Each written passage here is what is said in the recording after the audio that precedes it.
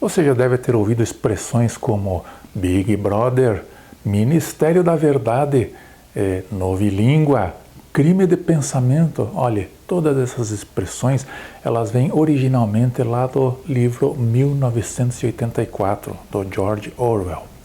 Aqui neste vídeo nós vamos fazer uma análise desta obra, comparando-a com os tempos da atualidade. O que esta obra tem a ver com o nosso tempo? Este vídeo faz parte de uma série chamada Utopia, Distopia ou Profecia. Nós vamos responder se esta obra do George Orwell tem a ver com o nosso tempo, se seria uma utopia ou uma distopia. Lembrando que utopia e distopia são duas faces da mesma moeda. Tudo depende do ponto em que você está observando.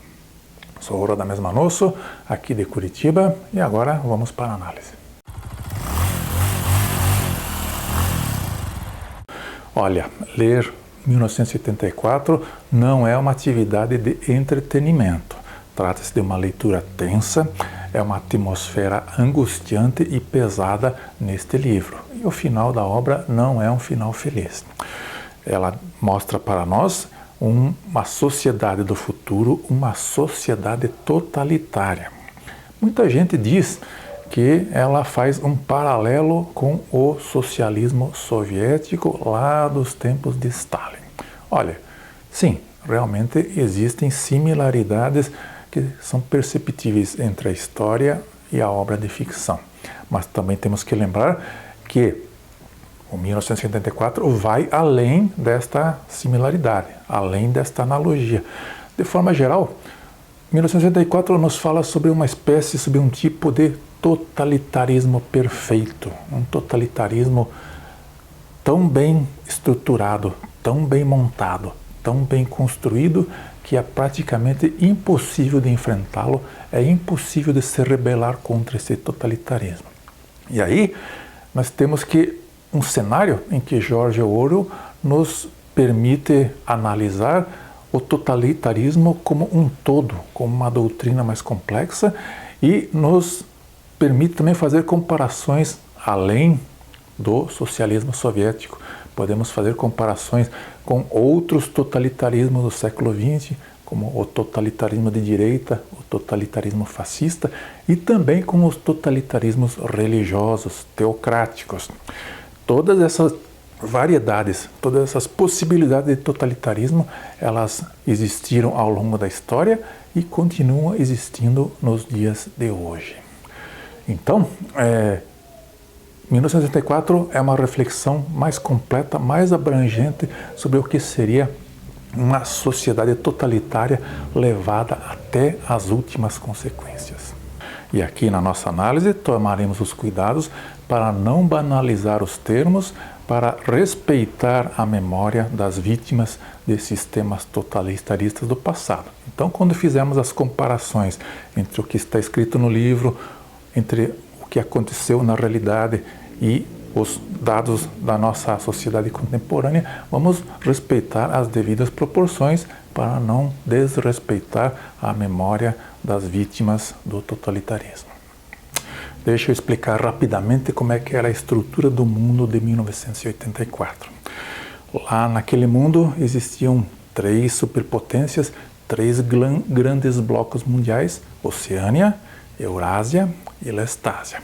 Esses 3 blocos estavam continuamente em guerra. Em dados momentos, um fazia a aliança com o outro, mas era um círculo contínuo de guerras intermináveis.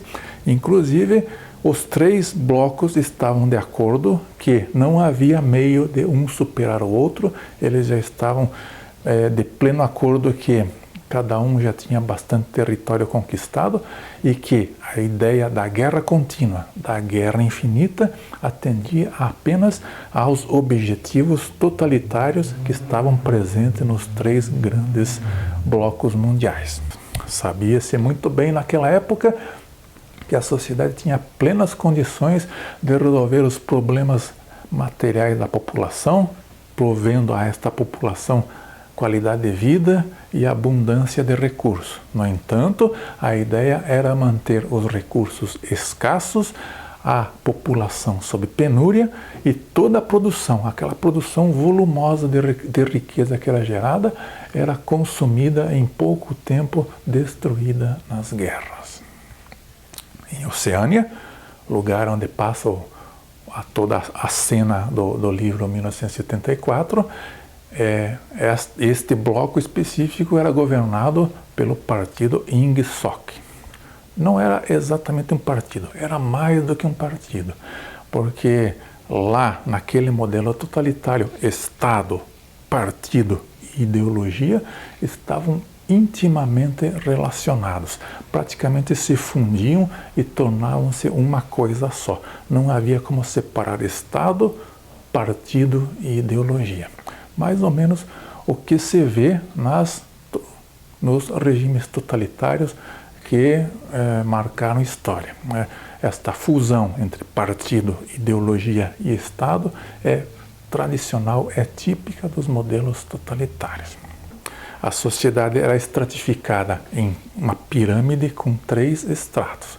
Lá no topo, uma pequena cúpula que dirigia o partido eram os membros do partido interno. Eles dominavam, tomavam as principais decisões.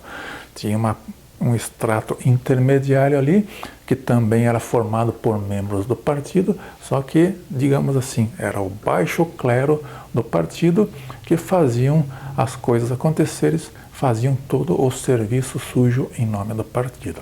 E abaixo de todos, aí havia a classe dos proles, a abreviatura de proletariado, que era a classe dos trabalhadores, das pessoas que realmente colocavam a mão na massa e viviam aterrorizadas pela guerra e em estado de constante escassez por conta dos controles de produção que existiam naquela sociedade. Havia 4 ministérios principais em Oceania. O Ministério da Verdade, o Ministério da Paz, o Ministério do Amor e o Ministério da Fartura. O Ministério da Fartura controlava a escassez. Era uma espécie de Ministério da Economia. Ele que geria toda a produção de bens e riqueza no país, tomando os devidos cuidados para que houvesse uma farta produção de itens e riquezas para a guerra, que seriam logo destruídos, e mantendo um nível de escassez controlado para manter a população sempre sufocada. O Ministério do Amor, por sua vez, ele se ocupava da lei e da ordem. Era o ministério subordinado ao qual ficava a polícia do pensamento, que era o pessoal que controlava toda a sociedade, fazia um sistema de vigilância severo e estava sempre perseguindo os chamados inimigos internos. Aliás, os inimigos internos eram uma narrativa constante nessa sociedade em que criava-se a ideia dos inimigos internos para justificar uma contínua vigilância, uma contínua busca por inimigos internos para aterrorizar as pessoas e manter todos sob controle. Além desses 2 ministérios, tínhamos também o Ministério da Verdade. Ali se ocupavam as pessoas de construir a verdade. A verdade não era baseada em fatos, ela era construída, era um ministério que controlava totalmente a publicidade, a mídia, a propaganda e a história. A história era continuamente reescrita para expurgar pessoas que foram banidas do partido, para fazer com que os fatos do passado coincidissem com a realidade atual. Então, se o partido no passado fez alguma projeção para o futuro e essa projeção não se realizou, voltava-se ao passado e ajustava-se a previsão para que ela batesse com o presente. E o último ministério importante era o Ministério da Paz, que se ocupava da guerra. Sua função era manter os 3 grandes blocos continuamente em guerra, uma guerra controlada, uma guerra encarniçada, mas uma guerra que estava fadada a nunca terminar. Outro aspecto que sempre tem que ser invocado quando nós falamos de 1984 é a reescrita do passado.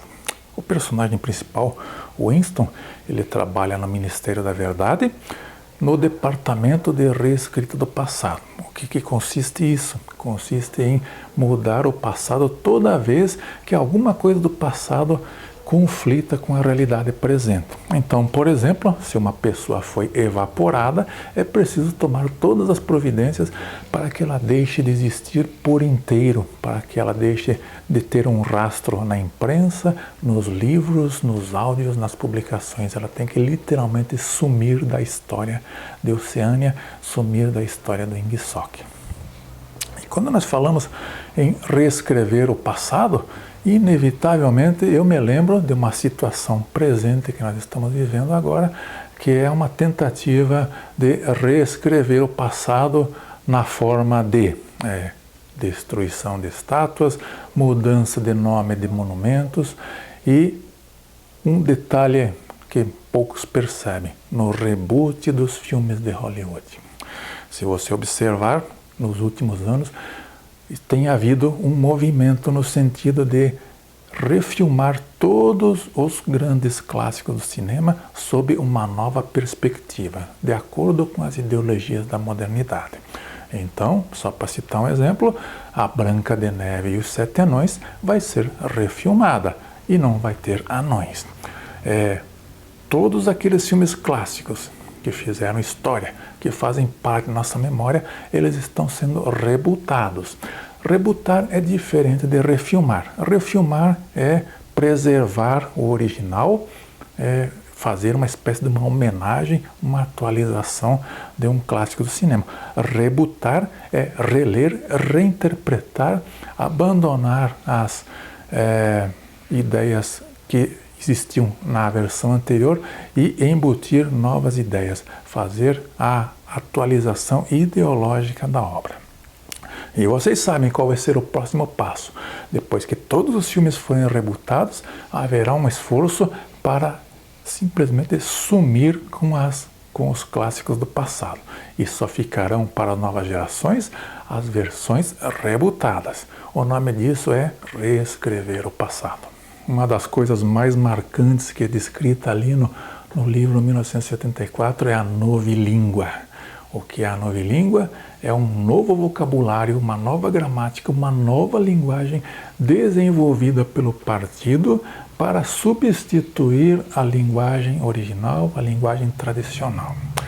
A novilíngua, ela traz termos, linguagens, expressões, formas de falar autorizadas, previstas e aceitas pelo partido. Então, expressar-se em novilíngua é expressar-se de acordo com as normas do partido. Existia lá no Ministério da Verdade um departamento específico de novilíngua e eles faziam duas coisas lá: criavam palavras novas para a novilíngua e destruíam palavras antigas. Tem um personagem até lá no livro que se orgulhava de ser um destruidor de palavras. Ele destruía a palavra de ponta a ponta.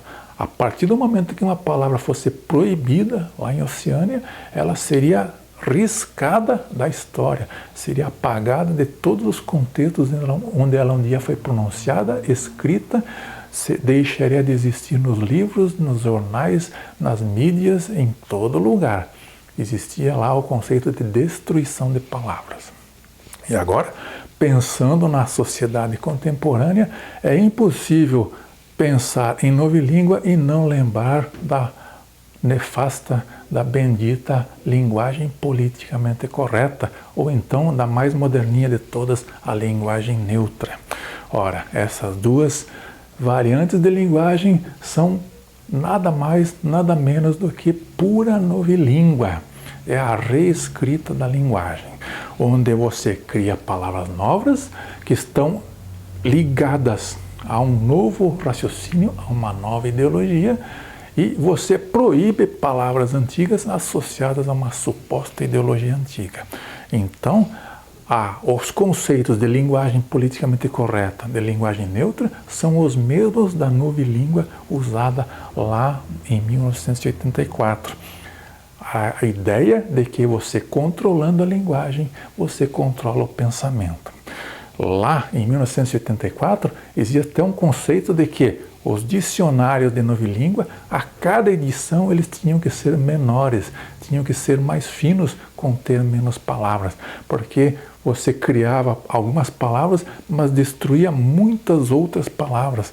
Então a destruição de palavras chegaria a um nível que em dado momento as pessoas não teriam sequer uma forma de pensar diferente do que a ideologia do partido permitisse.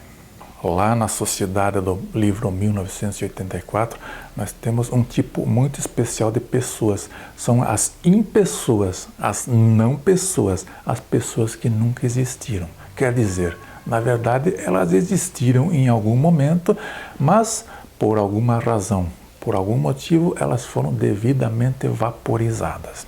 E depois que uma pessoa é vaporizada no mundo do livro 1974, é feito todo um trabalho para simplesmente reduzir a existência dessa pessoa a pó. Ela passa a ser uma pessoa que nunca existiu. Todos os registros que ela deixou pelo mundo, todos os rastros que ela deixou na sociedade oceânica serão literalmente apagados. Seus documentos, suas fotos, suas imagens, seus áudios, seus registros na mídia, seus registros em documentos, tudo será sistematicamente apagado. Então, sabe-se muito bem que isso é uma prática recorrente dos regimes totalitários, a prática de apagar pessoas da história, retirá-las do contexto histórico para que elas sejam esquecidas, para que elas literalmente deixem de existir, não só como carne e osso, mas como memória, como história. Transferindo agora esse tipo de reflexão para nossos tempos contemporâneos, é inevitável nós não pensarmos na questão da cultura do cancelamento. O que é a cultura do cancelamento, senão aquele ímpeto de tentar extinguir com uma pessoa, de fazer que ela desapareça da sociedade.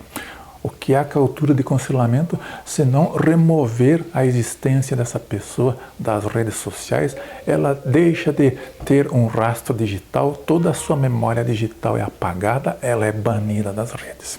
Também existe a possibilidade do cancelamento ir mais adiante e ela ser banida do mundo profissional, ela deixa de ter uma carreira, ela torna-se uma pessoa invisível no mercado de trabalho. E vai além, já estamos entrando numa fase em que as pessoas canceladas, elas deixam de ter vida financeira. Os seus recursos são congelados, a sua vida financeira também é destruída. E não sabemos até onde que irão esses novos cancelamentos, esse sistema de impessoas, esse sistema de não pessoa, de apagamento, de sumiço, de evaporação de pessoas que está em curso e que vai provavelmente se acirrar e se tornar um sério problema da sociedade num curto espaço de tempo. Uma das características mais importantes da sociedade de Oceânia era a vigilância. Era uma sociedade vigiada 24 horas por dia. E o artefato que melhor representava essa vigilância eram as teletelas. Teletelas ficavam nas paredes das casas, dos escritórios, das fábricas. As teletelas estavam em todo lugar. Elas transmitiam imagens do partido e mensagens do partido para a população e ao mesmo tempo filmavam a população. Todas as pessoas de Oceânia sentiam a impressão que a teletela estava continuamente vigiando as pessoas e realmente elas tinham o poder de se comunicar com qualquer pessoa que estivesse diante da tela. Olhando para esta ficção, a teletela, e agora indo para a atualidade, para o momento contemporâneo, obviamente nos vem à lembrança a inundação de câmeras que proliferam no nosso ambiente cotidiano. São câmeras em todo lugar. Mas eu diria que a vigilância das câmeras nem chega perto do problema que já está surgindo, que está se avolumando e que George Orwell naquela época não tinha nem condições de imaginar. Eu estou falando da vigilância a partir de dados. O rastro digital da pessoa hoje é a forma mais cruel e mais eficiente de vigiar o cidadão. Vou dar um exemplo bem prosaico, bem comum, que parece que não tem nada a ver. A partir de 2022, os aposentados brasileiros não precisam mais fazer prova de vida. Eles não precisam ir mais pessoalmente ao banco assinar um papelzinho para provar que estão vivos. E como o Estado sabe que o aposentado está vivo, pelo seu rastro digital, a pessoa deixa rastro digital por onde passa. Quando vai movimentar sua conta bancária, quando vai ao posto de saúde tomar uma vacina, então o Estado está observando o aposentado a partir de suas atividades digitais. A vigilância por dados é uma das mais incisivas, uma das mais perigosas e uma das mais preocupantes da atualidade. E aí, o que você achou desta análise? Para você, 1984 é uma obra utópica, distópica ou é uma profecia para os tempos atuais? Obrigado por assistir. Somos a Resistência.